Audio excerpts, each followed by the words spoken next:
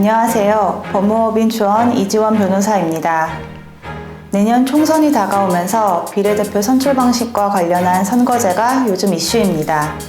이와 관련한 뉴스를 보면 선거구제, 병립형 비례대표, 연동형 비례대표, 준연동형 비례대표와 같은 용어가 나오는데요. 오늘은 우리나라 선거구제 및 비례대표 제도에 대해 알아보도록 하겠습니다.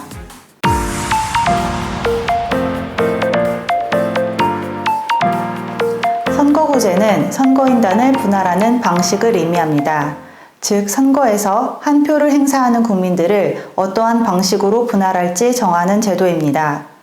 지역 단위로 대표자를 선출하는 방식을 지역구라고 하고, 전국을 상대로 전체적으로 대표자를 선출하는 방식을 전국구라고 합니다. 우리나라 국회의원을 선출하는 총선에서는 지역구와 전국구 선거제가 혼용되고 있습니다. 지역구 국회의원 투표는 본인이 살고 있는 지역을 위해 일할 국회의원을 선출하는 것이고, 전국구 국회의원 투표는 비례대표로 지역과 상관없이 자신이 지지하는 정당에 투표하여 그 정당의 비례대표로 입후보한 후보를 선출하는 것입니다.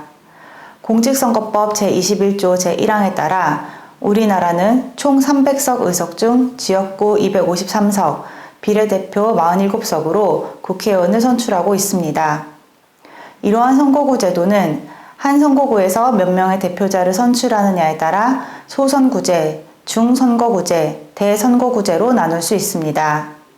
소선거구제는 한 선거구에서 한 명의 대표자만 선출하는 제도를 의미합니다. 소선거구제는 국회의원 선거에서 실시되고 있습니다. 이러한 소선구제는 양당 제도를 확립하여 정치적 안정을 꾀할 수 있는 장점이 있지만, 득표 1위를 한 사람만 당선되는 승자독식으로 인하여 사표가 많아질 수 있는 단점이 있습니다.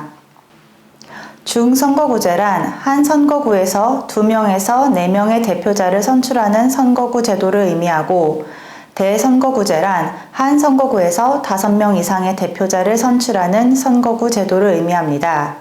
이러한 대선거구제는 사표를 줄일 수 있다는 장점이 있으나 군소정당이 난립할 수도 있는 문제, 여러 명의 후보자가 등장하여 유권자가 후보자의 정책 등을 자세히 알지 못하는 문제점 등이 있을 수 있습니다.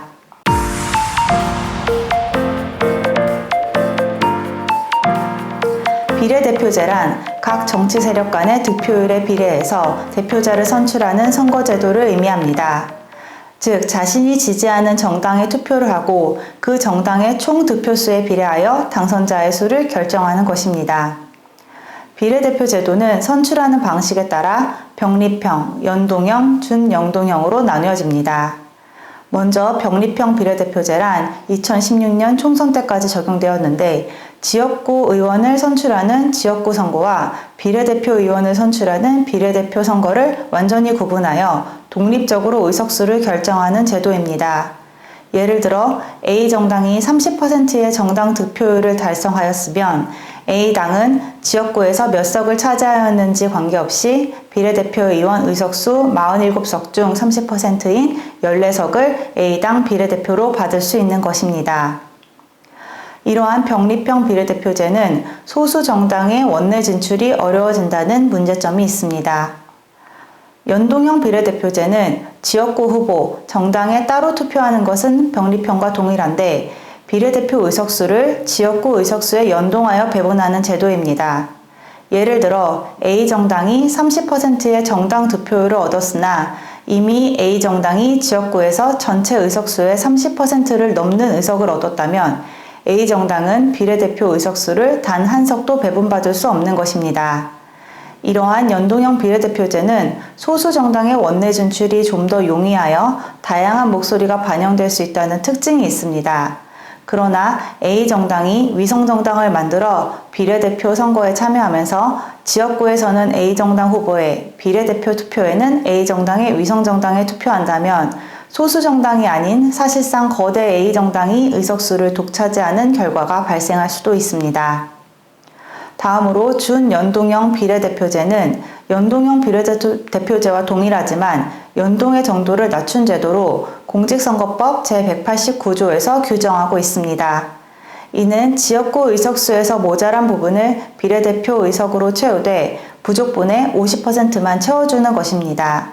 즉 정당 지지율에 의한 의석수에 지역구에서 당선된 의원수를 빼서 미달하는 의원수의 50%를 채워주는 형태입니다.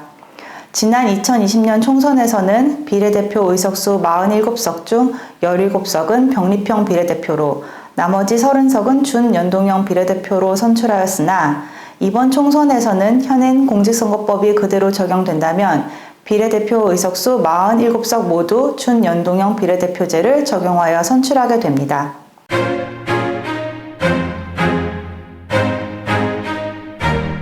지금까지 우리나라 선거제도에 대해 알아보았습니다. 감사합니다.